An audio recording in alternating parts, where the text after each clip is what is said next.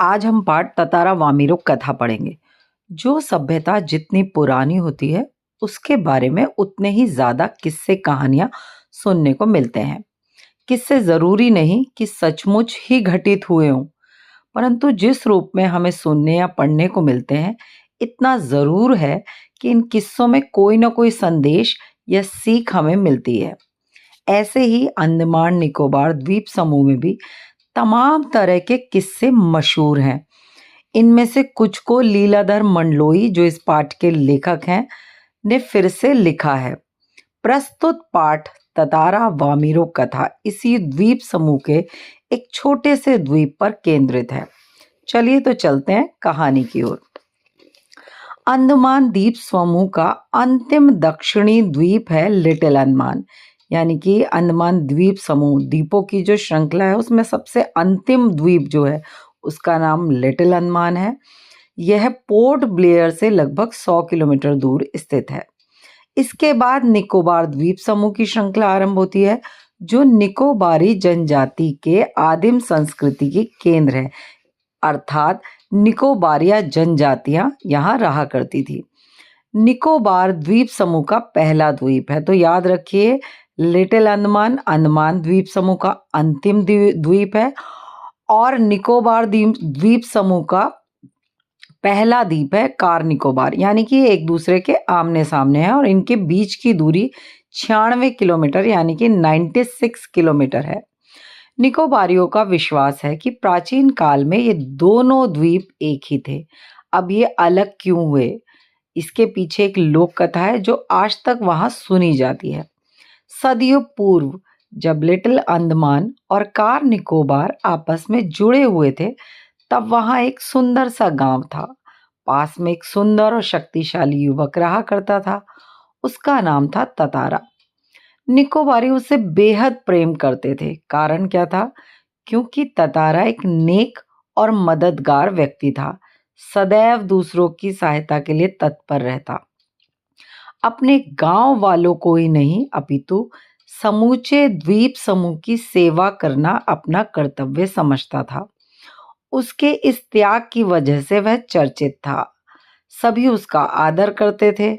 जब मुसीबत में कोई उसे याद करता और भागा भागा उसके पास जाता, तो वो तुरंत उस व्यक्ति की सहायता करने के लिए तैयार हो जाता था। दूसरे गांव में भी तीज त्योहारों के समय उसे विशेष रूप से आमंत्रण मिला करता था। ये प्रश्न का उत्तर है कि ततारा को लोग क्यों पसंद करते थे, ततारा की विशेषता क्या थी। तो इस प्रश्न का ये पूरा उत्तर था। चलिए अब आगे बढ़ते हैं। उसका व्यक्तित्व भी बहुत आकर्षक था, साथ ही उसका स्वभाव बहुत आत्मीय था। वो बहुत प्रेम से सबसे बात करता था और लोग उसके करीब रहना चाहते थे। पारंपरिक पोशाक के साथ वह सदैव अपनी कमर में एक लकड़ी की तलवार बांधे रखता। लोगों का मत था तलवार लकड़ी की होने के बावजूद इस तलवार में एक दैवीय शक्ति थी। इस दैवीय शक्ति को लोगों ने देखा नहीं था, लेकिन लोगों का मानना था। खास बात यह भी थी कि ततारा उस तलवार को कभी अपने से अलग नहीं करता था और उसका उपयोग भी दूसरों के सामने कभी नहीं करता था। लेकिन लोगों ने उस तलवार से संबंधित उसके चर्चित कारनामे सुन रखे थे। इसी कारण से लोग उसकी तलवार में अद्भुत शक्ति का होना मानते थे। ये एक दूसरे प्रश्न का उत्तर है जिसमें उसकी ततारा की तलवार के विषय में बताया गया है। ततारा की तलवार एक विलक्षण रहस्य थी। विलक्षण रहस्य इसीलिए थी क्योंकि लोगों ने उसके कारनामे सुने थे, लेकिन उसे चलाते हुए कभी नहीं देखा था। आगे बढ़ते हैं। एक शाम ततारा दिन भर के अथक प्रयास के बाद समुद्र किनारे टहलने निकल पड़ा। सूरज समुद्र से लगे क्षितिज तले डूबने को था। समुद्र से ठंडी ठंडी हवाएं आ रही थी। पक्षी शाम को चहचहा रहे थे और धीरे धीरे उनकी चहचहाहट कम होती जा रही थी, यानी कि सोने का समय था। उसका मन शांत था। विचार में लिपटा हुआ ततारा समुद्री बालू पर सूरज की अंतिम रंग बिरंगी किरणों को निहार रहा था। तभी उसे पास से एक मधुर संगीत गूंजता सुनाई दिया। उसे ऐसा लगा कि यह गीत सीधे उसी की तरफ आ रहा है। बीच-बीच में लहरों की आवाज़ भी आती थी और ये दोनों का जो मैच था, दोनों का जो मिक्स था, वो उसको बहुत ही प्रभावित कर रहा था। वह उस संगीत को सुनकर अपनी सुध-बुध खोने लगा। लहरों के एक प्रबल वेग से उसकी तंद्रा भंग हुई, यानी कि वो संगीत में डूबा हुआ था, तभी एक लहर आई और उसकी तंद्रा भंग हुई। वो एकदम से चैतन्य होकर उधर बढ़ने लगा जिधर से संगीत के स्वर बह रहे थे। वह विकल सा आगे बढ़ता गया, विकल मतलब व्याकुल हो गया, और तभी आगे बढ़ते बढ़ते उसकी नजर एक युवती पर पड़ी जो ढलती हुई शाम के सौंदर्य में बेसुध एकटक समुद्र की देह पर डूबते आकर्षक रंगों को निहारते हुए गा रही थी। और यह एक श्रृंगार गीत था। इसका मतलब ये था कि शाम ढल रही थी। शाम के ढलने में जो सौंदर्य था उसमें वो पूरी तरह से बेसुध थी और एकटक समुद्र की देह पर, यानी कि समुद्र के शरीर पर, उसकी ऊपरी सतह पर उसको निहार रही थी, सतह को, और गीत गा रही थी। और ये एक श्रृंगार गीत था, यानी कि प्रेम गीत था। उसे पता ही नहीं चला कि कोई अजनबी युवक उसे निशब्द होके ताके जा रहा है, मतलब बिना बोले ताके जा रहा है। एकाएक एक ऊंची लहर उठी और उस लड़की को, यानी कि वामीरो को, भिगो गई। एकदम वह हड़बड़ाहट में अपना गाना भूल गई और इससे पहले कि वह सामान्य हो पाती, उसे अपने कानों में गूंजता हुआ एक आकर्षक स्वर सुनाई दिया। तुमने एकाएक इतना मधुर गाना अधूरा क्यों छोड़ दिया? ततारा ने पूछा। अपने सामने एक सुंदर युवक को देखकर वह आश्चर्यचकित रह गई। उसके भीतर किसी कोमल भावना का संचार हुआ, लेकिन उसके बावजूद उसने बेरुखी से जवाब दिया, पहले बताओ तुम कौन हो और इस तरह मुझे घूरने का और इस तरह से प्रश्न पूछने का क्या कारण है? तुम मेरे गांव के तो नहीं लगते और अपने गांव के अलावा किसी और गांव के युवक का प्रश्नों के उत्तर देने के लिए मैं बाध्य नहीं हूं। यह तो तुम भी जानते हो। उसका कहने का मतलब ये था कि तुम मुझे अपने गांव के नहीं लगते, तो तुम्हें पहले तो प्रश्न पूछने का कोई औचित्य नहीं है, और अगर तुम प्रश्न पूछ रहे हो तो उसके जवाब देने के लिए मैं बाध्य नहीं हूं। ततारा मानो सुध-बुध खोए हुए था। जवाब देने के स्थान पर उसने पुनः प्रश्न दोहराया, तुमने गाना क्यों रोक दिया? गाओ, गीत पूरा करो। सचमुच तुमने बहुत सुरीला कंठ पाया, यानी कि तुम्हारा गला बहुत ही मीठा है। अब युवती ने कहा, यह तो मेरे प्रश्न का उत्तर नहीं हुआ। सच बताओ तुम कौन हो? लपाती गांव में तुम्हें कभी नहीं देखा। दोबारा से ततारा ने प्रश्न पूछा। उसके इस प्रश्न पूछने से लग रहा था ततारा मानो सम्मोहित था। उसके कानों में युवती की आवाज ठीक से नहीं पहुंच रही थी। उसने फिर से विनय किया कि तुमने गाना क्यों रोक दिया? गाओ ना। इसका मतलब वामीरो जो प्रश्न उससे पूछ रही है वो प्रश्न उसे सुनाई नहीं दे रहे, बस उसे ये समझ आ रहा है कि जो गाना चल रहा था वो क्यों रुक गया, और बार बार वो वामीरो के प्रश्नों का उत्तर देने के बजाय उसी प्रश्न को दोहरा रहा है कि तुमने गाना क्यों रोक दिया। अब युवती झुंझला उठी, वह कुछ और सोचने लगी और उसने निश्चय पूर्वक एक बार पुनः विरोध करते हुए कड़े स्वर में पूछा, ढीठता की हद है। मैं जब से परिचय पूछ रही हूँ और तुम बस एक ही राग अलाप रहे हो, गीत गाओ, आखिर क्यों? क्या तुम्हें गांव का नियम नहीं मालूम? इतना बोलकर वो तेजी से मुड़ी और उसके मुड़ते ततारा को मानो होश आ गया और उसे अपनी गलती का एहसास हुआ। उसके सामने रास्ता रोककर मानो वो गिड़गिड़ाने लगा, मुझे माफ कर दो। जीवन में पहली बार मैं इस तरह से विचलित हुआ हूं। तुम्हें देखकर मेरी चेतना लुप्त हो गई, यानी कि मेरी सेंस खत्म हो गई। मैं तुम्हारा रास्ता छोड़ दूंगा, बस अपना नाम बता दो। ततारा ने विवशता पूर्वक उससे आग्रह किया, मतलब रिक्वेस्ट की। उसकी आंखें युवती के चेहरे पर केंद्रित थी और उसके चेहरे में सच्ची विनय थी, यानी कि वो लगातार वामीरो की तरफ देख रहा था और वो सच्चे मन से रिक्वेस्ट कर रहा था। तभी लड़की ने कांपती हुई आवाज में बोला, वामीरो। वामीरो, वाह कितना सुंदर नाम है। कल भी आओगी ना यहाँ? ततारा ने याचना भरे स्वर में पूछा। नहीं, शायद कभी नहीं, वामीरो ने बड़े बेरुखी से जवाब दिया और झटके से लपाती की तरफ बेसुध सी दौड़ पड़ी। लपाती लपाती गांव का नाम है जिसमें वामीरो रहती थी, और पासा उस गांव का नाम है जहां का ततारा था। अभी भी ततारा के पीछे वो वाक्य गूंज रहे थे। वामीरो, मेरा नाम ततारा है, कल मैं इसी चट्टान पर प्रतीक्षा करूंगा, तुम्हारी बाट जोहूंगा, जरूर आना। बाट जोहना मुहावरा है, नोट कर लीजिए। वामीरो रुकी नहीं, भागती ही गई। ततारा उसे जाते हुए निहारता रहा। वामीरो घर पहुंचकर भीतर ही भीतर कुछ बेचैनी महसूस कर रही थी। उसके भीतर ततारा से मुक्त होने की एक झूठी छटपटाहट थी। फिर उसने झल्लाट में दरवाजा बंद किया और मन को किसी और दिशा में ले जाने का प्रयास किया, लेकिन फिर भी उसके सामने ततारा का याचना भरा चेहरा तैर जाता था। उसने ततारा के बारे में कई कहानियां सुन रखी थी। उसकी कल्पना में ततारा एक साहसी युवक था, किंतु ततारा उसके सामने एक अलग ही रूप में आया। मतलब उसने उसके बारे में सुना था कि वो सुंदर है, बलिष्ठ है, लेकिन जब वो उसके सामने आया तो बड़ा एकदम विनय, याचना करता हुआ लड़का था। तो वो उसके बारे में सोच रही थी, क्योंकि उसने सुना तो बहुत था उसके बारे में।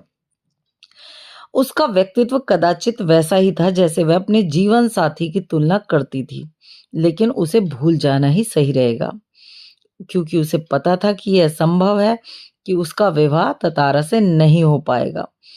किसी तरह रात बीती, दोनों के हृदय व्यथित थे।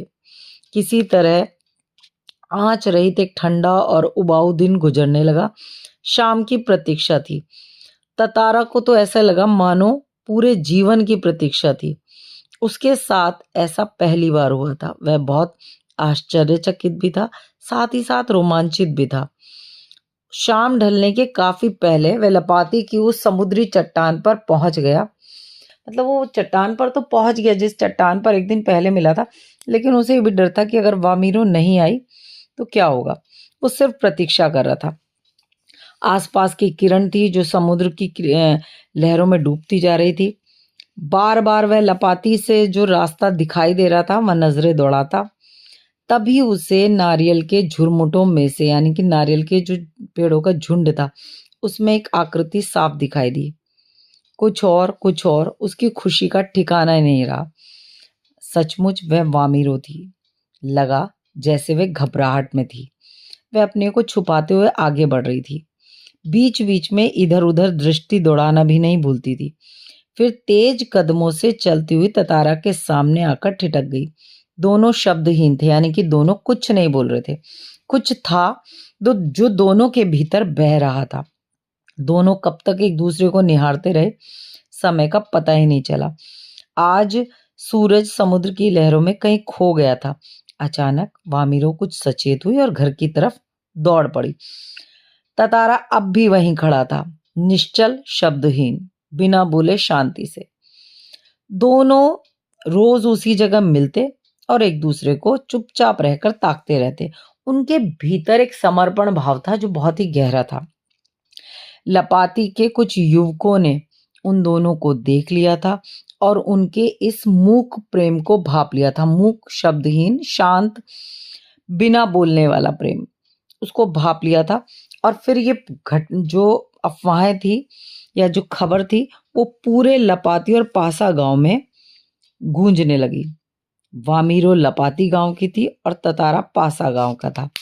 दोनों का संबंध संभव नहीं था, क्योंकि रीति के अनुसार दोनों को एक ही गांव का होना आवश्यक था। वामीरो और ततारा को समझाने बुझाने के बहुत प्रयास किए गए, परंतु दोनों नहीं माने।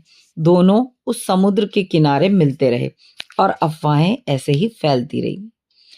कुछ समय बाद पासा गांव में पशु पर्व का आयोजन हुआ। देखिए, यहां से भी एक प्रश्न है, पूरा पैराग्राफ सुनिएगा, प्रश्न का उत्तर मिल जाएगा।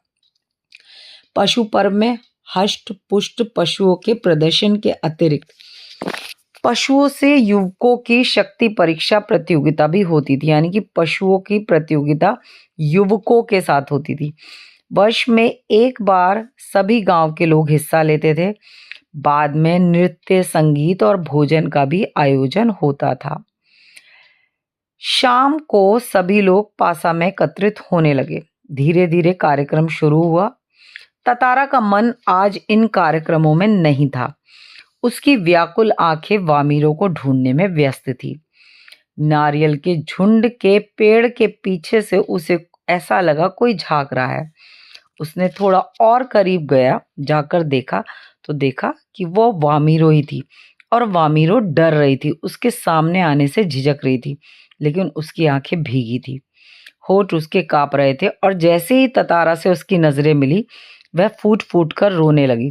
ततारा परेशान हो गया, उससे कुछ बोलते नहीं बन रहा था। वामिरो लगातार रोने लगी और उसके रोने की आवाज तेज होती गई। वामिरो की रोने की आवाज को सुनकर उसकी माँ वहां पहुंची और दोनों को साथ देखकर आग बबूला हो गई। सारे गांव वालों की उपस्थिति में दृश्य उसे अपना अपमान लगा। इस बीच गांव के लोग भी आते उसको कुछ कुछ कहते रहे। ये सब देखकर वामिरो की माँ क्रोध में उफन उठी। उसने ततारा को अपमानित करना शुरू कर दिया। गांव के लोग जो उसकी प्रशंसा किया करते थे वो भी ततारा के विरोध में आवाज उठाने लगे। ततारा के लिए यह माहौल बहुत ही असहनीय था। एक तो वामिरो रोए जा रही थी, दूसरी तरफ वो अपने आप को बहुत ही असहाय महसूस कर रहा था, कुछ कर नहीं सकता था और लोग भी चारों तरफ से घेर कर उसका विरोध कर रहे थे। ततारा गुस्से में भर उठा। उसे पहले ही विवाह की इस परंपरा पर बहुत गुस्सा था और साथ ही साथ उसे अपने असहाय होने पर भी बहुत खींच थी। वामिरो का दुख भी उसे गहरा कर रहा था। उसे समझ नहीं आ रहा था कि उसे क्या कदम उठाना चाहिए।